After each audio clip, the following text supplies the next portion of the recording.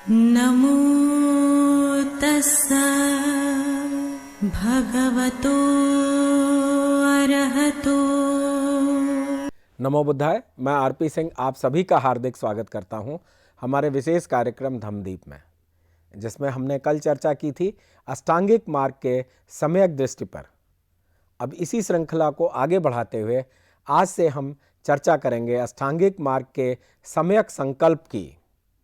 इस विषय पर विस्तृत जानकारी देने के लिए हमारे मध्य उपस्थित हैं भंते डॉक्टर चंद्रकीर्ति जी। आपने बुद्ध दर्शन में उच्च शिक्षा प्राप्त की है तथा आप देश विदेश में अनेकों सम्मानों से अलंकृत होने के साथ साथ अनेकों मंचों से बुद्धिज्म पर अपने विचार रख चुके हैं। तो हम स्वागत करते हैं भंते डॉक्टर चंद्रकीर्ति जी का। नमो तस्सा भगवतो अरहतो सम्मा संबुद्धस्सा। नमो तस्सा भगवतो अरहतो सम्मा संबुद्धस्सा। नमो तस्सा भगवतो अरहतो सम्मा संबुद्धस्सा। भंते जी बंदा में एक बार फिर आपका स्वागत है। भंते जी, जैसा आपको याद है कि हमारे दर्शक अनेकों ऐसे दर्शक हैं जो कि हमारे व्हाट्सएप पे और ईमेल पे अपने प्रश्न भेजते रहते हैं, और हम उनमें से कुछ ऐसे प्रश्न उठाते हैं जो कि बहुत ही सामान्य हो या अनेकों दर्शकों द्वारा एक ही तरह के प्रश्न पूछे गए हों।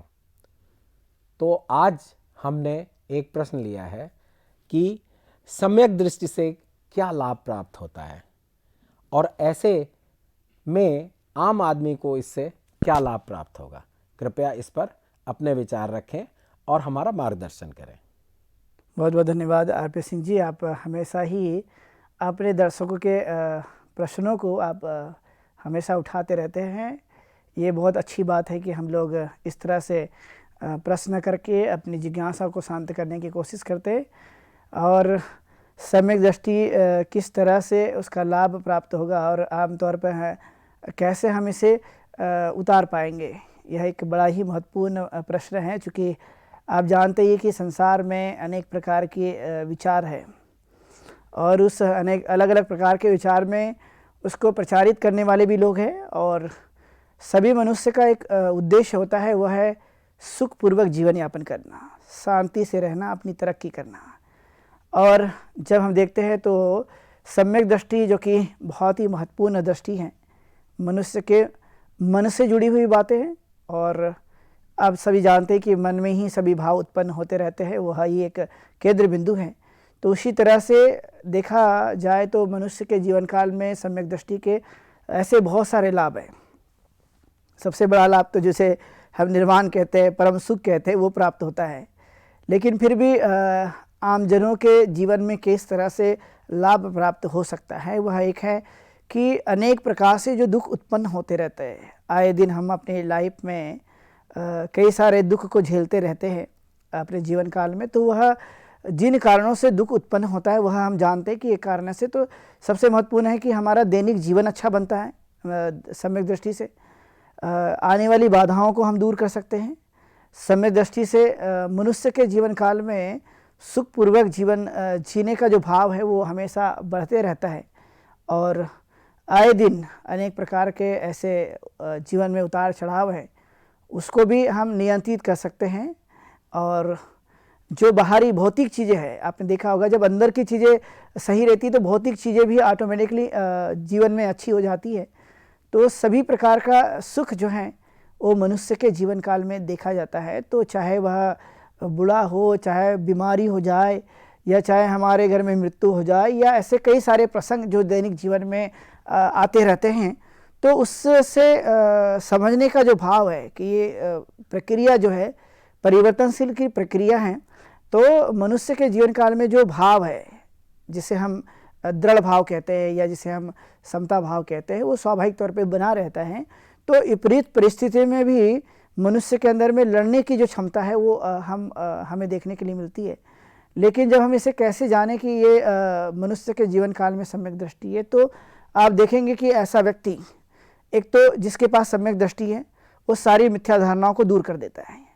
वो कर्मकांडी नहीं होता, वह वैज्ञानिक जो भाव है या वैज्ञानिक शिक्षा है उसको वो जानता है, अच्छी तरह से जानता है, और अंधविश्वास जैसी चीज़ों को बिलीव नहीं करता है सामान्य तौर पर जब वो उसके जीवन काल में आती है। ऐसा कोई भी व्यक्ति हो सकता है, किसी भी जगह रहने वाला हो सकता है, किसी मोहल्ले का हो सकता है, किसी घर में पैदा हुआ व्यक्ति हो सकता है, वो कहीं पर भी ऐसा व्यक्ति देखा जा सकेगा जब उसके भाव बढ़ते हैं। इसलिए आपने देखा होगा कि एक घर में एक ही माता पिता की संतानें हमें एक जैसे दिखाई नहीं देती है। दिखाई देने का मतलब उसका एक जैसे बुद्धि नहीं होती है, वो होता है अपने स्वयं के उस चिंतन पर और अपने प्रयासों पर ही वो निर्भर करता है। तो सामान्य जनों में जो कुछ बातें देखी जाती है वह आमतौर पर हम दूसरों पर निर्भर होते हैं, लेकिन जो सम्यक दृष्टि जिनके पास होती है वो दूसरों पर नहीं, वो अपने आप पर निर्भर होते हैं। जैसे बुद्ध ने कहा कि अत्यधिक भाव, अपना स्वयं का दीपक बनो, तो वैसे ही वह व्यक्ति स्वाभाविक तौर पर वह अपने आप से उतना मजबूत और पक्का हो जाता है। और ऐसे तो अनगिनत फ़ायदे इसके हो जाते हैं, लेकिन कुछ फ़ायदे जो मनुष्य के दैनिक जीवन से जुड़ा हुआ है, दैनिक जीवन को प्रभावित करता है, वह है एक तो उसके अंदर में जानने और समझने की और जीने की क्षमता उत्पन्न होती है। उसके सारे नकारात्मक जो पहलू है वो पूरी तरह से समाप्त हो जाते हैं, अकुशल करने की भावना उसके मन से समाप्त हो जाती है। तो सम्यक दृष्टि वाला व्यक्ति सदैव ही पंचशील है, अष्टांगिक मार्ग है, 10 पारमिताएँ हैं और जीवन से जुड़ी हुई सारी सदाचार की बातों को वो दैनिक जीवन में अपनाता है। तो आप देख सकेंगे कि ऐसे व्यक्ति निश्चित तौर पर वह धर्म के मार्ग में आगे बढ़ रहा है और वो अपने जीवन को ठीक तरह से जी रहा है, या उसके जीवन में ये चीज़ें देखी जा सकती है। इसलिए दर्शकों ने जो आज प्रश्न किया था और वो बहुत अच्छा है दैनिक जीवन में हमें जानने के लिए, क्योंकि दैनिक जीवन को हम मंगलमय बनाएं, शुभ बनाएं, जितना हम बना सकते हैं वो अपने हाथों में है।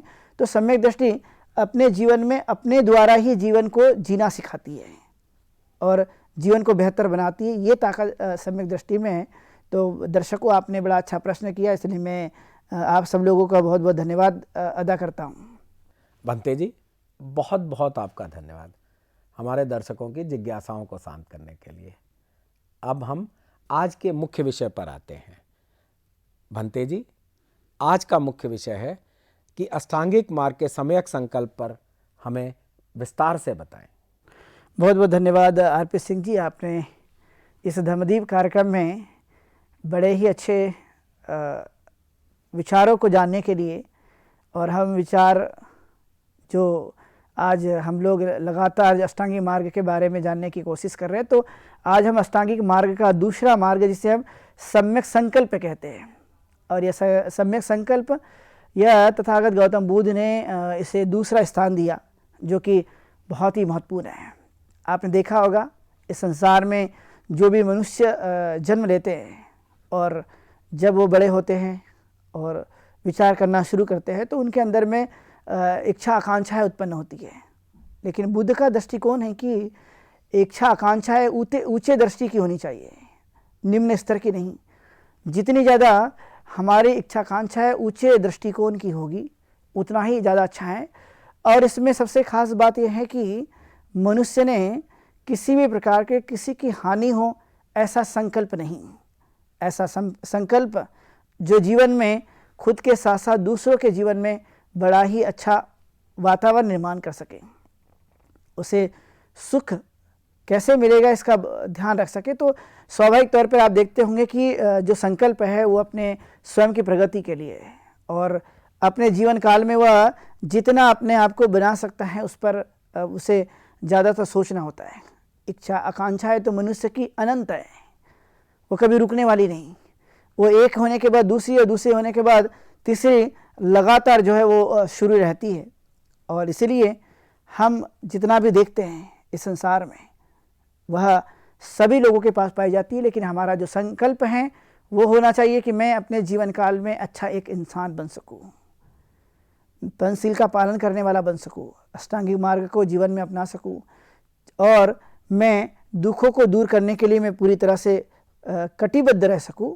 तो जब ये भाव मनुष्य के मन में उत्पन्न होता है तो स्वाभाविक है कि वह एक सम्यक संकल्प है, अच्छा संकल्प है, अच्छी तरह से उसे उतारने के लिए है, और वह अपने जीवन काल में प्रयास करते रहता है। इसलिए तथागत ने जो कुछ भी अपने जीवन काल में बताया तो आप देखते ही है कि उनका जो हेतु था, उनका जो उद्देश्य था कि कुशल कर्म करने के लिए मनुष्य को प्रेरित करो, और जब कुशल कर्म करने वाले लोग यहाँ पर तैयार होंगे तो कोई किसी की हिंसा करने वाला नहीं, कोई किसी की चोरी करने वाला नहीं, कोई किसी का व्यभिचार करने वाला नहीं, कोई झूठ बोलने वाला नहीं, और कोई ऐसे मादक पदार्थ का सेवन करने वाला नहीं, और कोई हिंसात्मक प्रवृत्ति वाला व्यक्ति हमें देखने के लिए नहीं मिलेगा। तो यह स्वाभाविक तौर पे इस तरह का संकल्प जो कि ऊंचे स्तर का संकल्प है और वो मनुष्य की कई सारी ऊंचाइयों तक ले जाने का वह कहीं ना कहीं पक्का बन जाता है।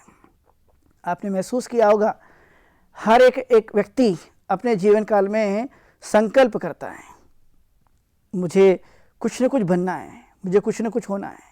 सामान्य तौर पे आपने देखा होगा कि हर व्यक्ति कुछ न कुछ ऐसे विचार करता है और मुझे ये बनना है, और वो स्वाभाविक तौर पर उसके लिए प्रयास करता है तो वह बन भी जाता है। यानी व्यक्ति अपने सोच का परिणाम का व्यक्तित्व का विकास करता है। जैसा सोच है वैसे ही मनुष्य का अस्तित्व निर्माण होता है, और इसलिए तथागत गौतम बुद्ध की धारणा रही है कि कम से कम मनुष्य के जीवन काल में जो अकुशल प्रवृत्तियां हैं वह करने का नहीं संकल्प, बल्कि अच्छे कर्म करने का संकल्प मनुष्य ने अपने जीवन काल में अपनाते रहना चाहिए। जितना वह कर सकेगा, जितना वह अपने जीवन काल में इस चीज़ों को अंगीकार कर सकता है। और इसीलिए कई बार आप महसूस करते होंगे कि संसार में बहुत सारे लोग हैं, तथागत गौतम बुद्ध इसलिए समझाना चाहते हैं कि हर एक व्यक्ति अपने जीवन काल में जीवन को जीते हुए कैसे वो उस उत्कृष्ट अवस्था तक पहुंच पाएगा। यह तो रास्ता बड़ा कठिन है। हर पल में किसी न किसी प्रकार की यहाँ पर स्थितियाँ अलग अलग तरह की निर्माण हो जाती हैं, और जब ये निर्माण होती है तो हमें किस तरह से इस भाव को बनाए रखने की कोशिश करते रहना। तो आपने देखा होगा कि निर्वाण प्राप्ति का रास्ता जो कि बहुत महत्वपूर्ण मार्ग है, रास्ता है, और सम्यक संकल्प का जो मुख्य हेतु है कि मेरी इच्छा आकांक्षा है वो निम्न स्तर की कभी भी नहीं होना चाहिए। अब कोई आदमी ऐसा विचार करे मुझे शराबी बनना है, मुझे जुआरी बनना है, मुझे दुष्ट प्रवृत्ति वाला बनना है, तो ये तो सम्यक संकल्प नहीं है। लेकिन उस व्यक्ति की जो सोच है वह अपने जीवन काल में एक उत्कृष्ट अवस्था तक पहुंचने का जो भाव बना हुआ है वह सम्यक संकल्प के आधार पर एक प्रकार से वास्तविकता की तरफ में वो आगे लेकर जाता है। इसलिए कभी भी मनुष्य ने छोटे विचार वाला नहीं, लेकिन बड़े विचार वाला बनने का मतलब ये नहीं कि वो हम किसी की हत्या करें, किसी को मारें, किसी को हम परेशानी में डाल दें। तथागत कहते हैं कि हमारा जो जीवन है जैसा वैसा ही और अन्य लोगों का भी है, और उसका भाव मेरा भाव बने रहना और वह भी अच्छी तरह से जीवन यापन कर सके वह एक अत्यंत जरूरी है। इसलिए संसार में जितने भी जीव पाए जाते हैं वह सब प्रयास करते हैं, लेकिन कुछ प्रयास में वह आगे बढ़ जाते हैं और कुछ लोग नहीं बढ़ पाते हैं। निर्भर करता है कि हमने किस प्रकार की यह कोशिश की है, और कोशिश करके हम अपने जीवन में आगे बढ़ते रहते। तो आपने देखा होगा मनुष्य का कोई ना कोई गोल चाहिए, और वह यदि कोई गोल नहीं है, किसी भी प्रकार की ऐसे भाव नहीं है, तो कैसे वो अपने आप को बना पाएगा। इसलिए तथागत कहते हैं कि संकल्प तो हो, लेकिन उस संकल्प में वास्तविकता हो और सही संकल्प हो, और उसके आधार पर ही वो अपना जीवन को जी सकता है। और इतना करना मनुष्य के लिए अत्यंत और महत्वपूर्ण जरूरी है कि हम इस चीज़ों को ठीक ढंग से समझने की कोशिश करें। जैसे हम उदाहरण लेते हैं तथागत गौतम बुद्ध के जीवन का, तो उन्होंने अंतिम क्षणों में आपने देखा होगा कि जब वो ध्यान साधना का लगातार अभ्यास कर रहे थे, और ऐसा भी समय आया कि बहुत लंबा समय बीत गया और उन्हें लगता था कि नहीं, अब मुझे ज्ञान प्राप्ति होनी चाहिए, अब मुझे ज्ञान प्राप्त करना चाहिए। उसके लिए पूरी तरह से उन्होंने एफर्ट लगा लिए, लगातार कोशिश की, और जब उन्होंने कोशिश किया तो उन्हें ज्ञान की प्राप्ति भी हो गई। तो अपने इरादे में मजबूत बने रहना, अपने उस तटस्थ भाव को बरकरार रखने की कोशिश करना, जिसे आपने देखा होगा सामान्य भाव से कि हिम्मत नहीं आना। और जब हम इस संकल्प की तरफ आगे बढ़ते हैं और वह मन में पूरी तरह से मजबूती के साथ में उसके लिए प्रयत्न करते हैं, तो आपने देखा होगा कि वो हमें हासिल हो जाता है। तो तथागत गौतम बुद्ध खासकर जितनी भी अकुशल प्रवृत्तियां हैं, उस अकुशल प्रवृत्तियों को दूर करने के लिए सदैव ही हमें उपाय बताने की कोशिश करते रहते हैं। तभी तो यह सम्यक भाव बन पाएगा। यदि हमने अकुशल प्रवृत्तियों को नहीं खत्म किया और कुशल प्रवृत्ति को नहीं बढ़ाया, तो यहाँ पर मनुष्य का जीवन आगे बढ़ना बड़ा ही मुश्किल है। अधिकतर आपने देखा होगा, आए दिन मनुष्य के जीवन काल में कई तरह के उतार और चढ़ाव देखने के लिए मिलते हैं, लेकिन उससे संघर्ष करके बाहर को निकलना, उससे संघर्ष करके अपने उस गोल तक पहुंचना जो मनुष्य के लिए ज़्यादातर जरूरी है। इसलिए आपने देखा होगा, मनुष्य की आपत्ति, मनुष्य का संकट, मनुष्य की बेचैनी, मनुष्य की अशांति, ये बाहरी वातावरण से नहीं, बाहरी वातावरण से जितनी नहीं होती उतनी अंदर के हमारे उस भाव से होती है।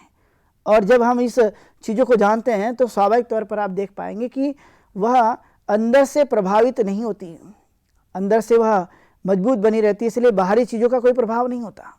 जैसे बुद्ध समझाते कि घर की छत यदि वह कहीं से दिक्कत है उसमें, या घर की छत में छेद है तो वर्षा का पानी उसमें जल्दी प्रवेश कर जाएगा, लेकिन घर की छत अच्छी है तो वर्षा का पानी उसमें प्रवेश करना मुश्किल है। उसी तरह से हमें अपने जीवन काल में जब हम अपने अभ्यास को बढ़ाते हैं और मजबूती लाते हैं, उद्देश्य में बिल्कुल डटे रहते हैं और वो भी सही उद्देश्य में लगे रहते हैं, तो सही उद्देश्य के साथ साथ जब मनुष्य काम करता है और उस उद्देश्य के लिए वह काम करते समय अपने इरादों को मजबूत करता है, तो आपने देखा होगा कि वहाँ तक पहुँचना आसान हो जाता है।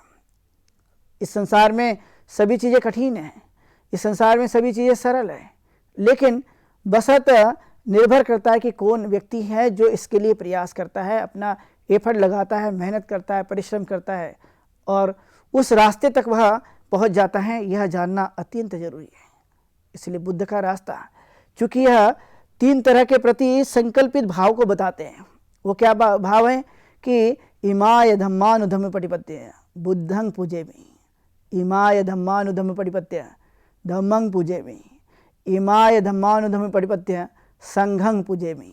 अर्थात वह कहते हैं कि हमारा संकल्प कैसा हो, तो कहते हैं कि मुझे बुद्ध धम्म और संघ के प्रति मैं श्रद्धावान बन सकूं और मैं इस श्रद्धा के बल को बढ़ा सकूं। आपने देखा होगा कि मनुष्य के पास में यह बल होते हैं। कौन सा बल है?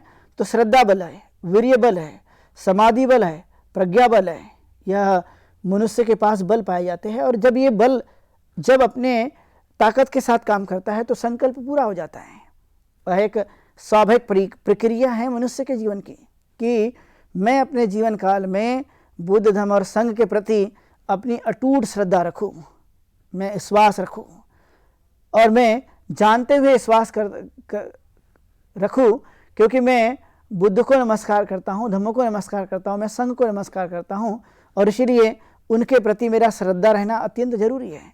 जब आपके पास वीर्य बल होता है, जब आप उत्साहित होते हो और उत्साहित होकर अपने काम को करते हो, जब तक वह पूरा नहीं हो जाता उसके प्रति लगे रहते हो, तो यह स्वाभाविक है कि आपका वीर्य बल, जिसे विल पावर कहते हैं आम भाषाओं में, कि वह विल पावर ऑटोमेटिकली आपका काम करते रहता है। इसलिए कुछ मनुष्य में यह विल पावर होने से वह अपने काम में पूरी तरह से उत्साहित बने रहता है, लेकिन कुछ मनुष्य जो बिल्कुल भी उत्साहित नहीं रहते, उस काम में बने नहीं रहते।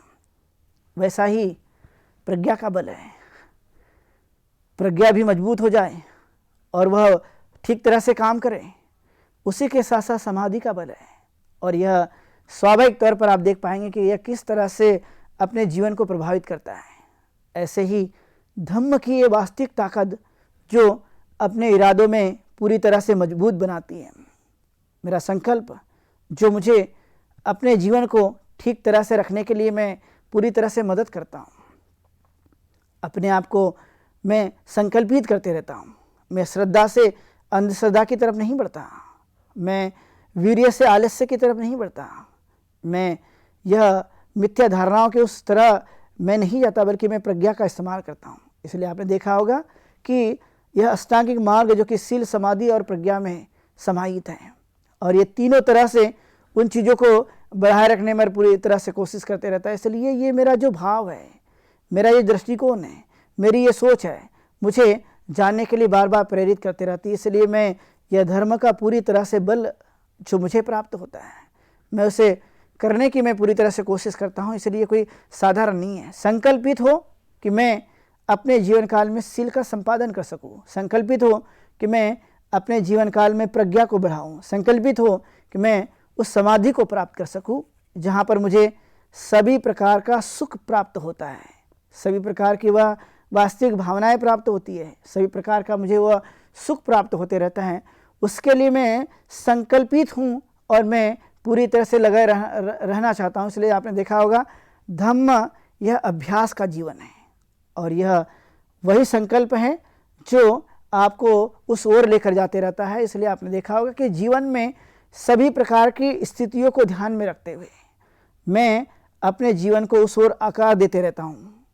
संकल्प का मतलब है आकार देना, मैं उस आकार को प्राप्त करते रहता है, आकार में बनाते रहता हूँ जिससे मैं उस दिशा में अपने आप को बना सकूँ। तो आपने देखा होगा संसार में बहुत सारे लोग अधार्मिक हैं और धार्मिक भी हैं।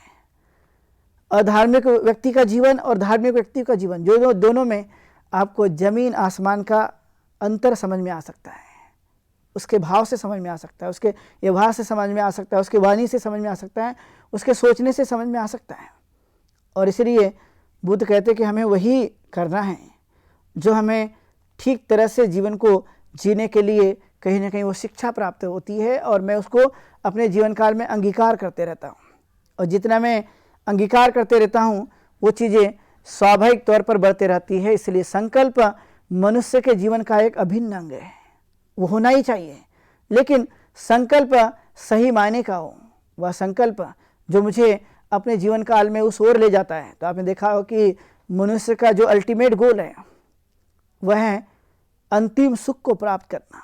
और इस सृष्टि में हर एक आदमी जन्मा हुआ, कोई भी व्यक्ति दुखी होना नहीं चाहता, लेकिन वह अज्ञान की वजह से अपने जीवन को जीता है, इसलिए उसे दुख प्राप्त होता है। लेकिन वह ज्ञान के रूप में अपने जीवन को जीता है तो आपने देखा वह सुख प्राप्त होते रहता है। वह अपने ही केंद्र बिंदु से, अपने ही व्यवहार से, अपने ही आचरण से, अपने ही कोशिश करने के बाद उसे चीज़ें प्राप्त होती रहती। इसलिए तथागत ने कहा कि नहीं, आप लोगों को पूरी तरह से संकल्पित हो जाना है अपने विचारों में, अपने विचारों की ताकत में। और जब तक आप अपने उद्देश्य तक पहुंच नहीं जाते तब तक लगातार आपको प्रयत्नशील बने रहना है। जैसे आपने देखा करत करत अभ्यास के जड़मती होत सुजान, रसरी आवत जात नहीं, सिर पर होत निशान। कि आप लगातार प्रयास करते रहिए, आप लगातार कोशिश करते रहिए। और यह चीज़ें आमतौर पे आपने देखा होगा कि कोशिश करने वालों की कभी हार नहीं होती, लेकिन कब, जब वो अपना प्रयास शुरू रखता है तो संकल्प भी उसी का नाम है। और जब वो चीज़ें स्वाभाविक तौर पर मनुष्य के जीवन काल में आती हैं और उसके लिए वो प्रयास करते रहता है, चीज़ों को जानता है, वह आगे बढ़ाते रहता है। इसलिए आपने देखा होगा अनेक प्रकार की जो मनुष्य के जीवन की स्थितियां हैं और उस स्थितियों में वह अपने आप को ढालते रहता है। और उसमें से आपने देखा 8 अंगों में से दूसरा अंग जिसे हम सम्यक संकल्प कहते हैं। और ये सम्यक संकल्प मनुष्य के उद्देश्य में और मनुष्य के इच्छाकांक्षाओं में वह निश्चित तौर पे देखा जाए तो वह सम्यक बनी रहे और ऊंचे दर्जे का संकल्प हो जो मनुष्य को निर्वाण प्राप्ति तक ले जाने वाला जो मार्ग है वो कहीं ना कहीं आसान बन सके। तो इसलिए आज के इस अष्टांगी मार्ग का दूसरा सम्यक संकल्प के बारे में हम लोगों ने विस्तार से देखा है और सभी दर्शकों ने बड़ी अच्छी तरह से इसे शांति के साथ में आत्मसात किया है, सुना है। तो मैं सब लोगों के प्रति बहुत बहुत धन्यवाद अदा करता हूँ। आप सभी लोगों ने सुना, इसलिए मैं आप सब लोगों के प्रति मंगल कामना करता हूँ कि आप सुखी हो, दीर्घायु हो, स्वस्थ रहें। ऐसी मंगल कामना करते हुए प्रवक्ता हूँ भवतु शुभ मंगलम्। भंते जी, बहुत बहुत धन्यवाद आपका हमारे दर्शकों को सम्यक संकल्प पर विस्तार पूर्वक जानकारी देने के लिए। इसके लिए मैं एक बार फिर आपको धन्यवाद देता हूँ। साथियों, आज के इस विशेष प्रोग्राम में बस अब इतना ही। अब समय हो चुका है आज के प्रोग्राम के विश्राम होने का, लेकिन उससे पहले हम आपको बताते चलें कि आपके मन में भी जो प्रश्न हो या जिज्ञासाएं हों वह आप इस प्रोग्राम में पूछ सकते हैं। और प्रश्न पूछने के लिए आप हमारा व्हाट्सएप नंबर 9639010109 पर प्रश्न पूछ सकते हैं या हमारी ईमेल आईडी जो नीचे चल रही है उस पर भी आप अपना प्रश्न पूछ सकते हैं। तो उम्मीद है कि आप अपनी जिज्ञासाओं को दबाएंगे नहीं और हमारे इस प्रोग्राम का हिस्सा बन अपनी जिज्ञासा को शांत करेंगे। तब तक मैं आरपी सिंह भंते डॉक्टर चंद्रकीर्ति जी के साथ लेता हूँ विदा। कल इसी समय आपके सामने फिर उपस्थित होंगे। नमो बुद्धाय। नमो तस्सा भगवतो